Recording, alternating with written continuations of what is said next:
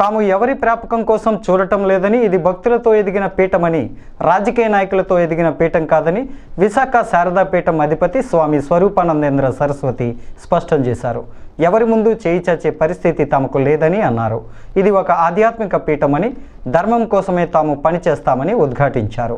గత 4 ఏళ్ల నుంచి మొదటిసారి రాష్ట్రంలో ప్రభుత్వం మారింది.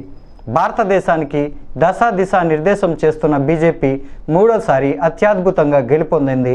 కాశీ, అయోధ్య, ఉజ్జయిని వంటి క్షేత్రాలను గొప్పగా అభివృద్ధి చేసి కేదార్నాథ్, బద్రీనాథ్ వంటి క్షేత్రాలకు రహదారి సదుపాయాలు కల్పించిన మోడీ గత రాత్రి మూడోసారి ప్రధానిగా ప్రమాణం చేయటం మాకు చాలా ఆనందం కలిగించింది. ఆశీర్వదించడానికి ఈ ప్రెస్ మీట్ పెట్టామని స్వామి స్వరూపానంద వివరించారు. శ్రీశైలం ఏదైతే ఉందో ఆ శ్రీశైలం కుంభాభిషేకం చెయ్యొద్దని చెప్పింది నేను, దక్షిణాయనంలో చేయకూడదు అని ఆపింది నేను.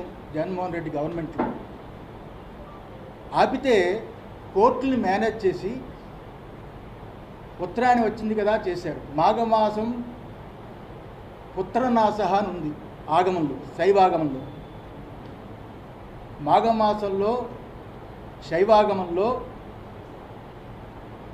శ్రీశైలం కుంభాభిషేకం చేయకూడదని ఉంది. అది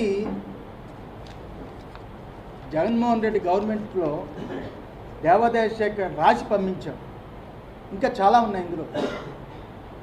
రాజులకి పుత్రుడంటే రాష్ట్రమే కదా.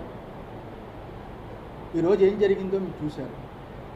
సింహాచలంలో ఆ రోజు ఎలా మాట్లాడానో చందనోత్సవంలో మీరు చూశారు. అలాగే తిరుమల తిరుపతి దేవస్థానంలో జరిగిన వెంకటేశ్వర స్వామి నిత్యం వందలాది సంవత్సరాలు, వేలాది సంవత్సరాలు జరిగే అన్నప్రసాదాన్ని తృణధాన్యంతో మార్చినప్పుడు కూడా నేను విభేదించాను, లెటర్ రాశాను. అందువల్ల ఈ స్వరూపానంద ఏ గవర్నమెంట్ వచ్చినా,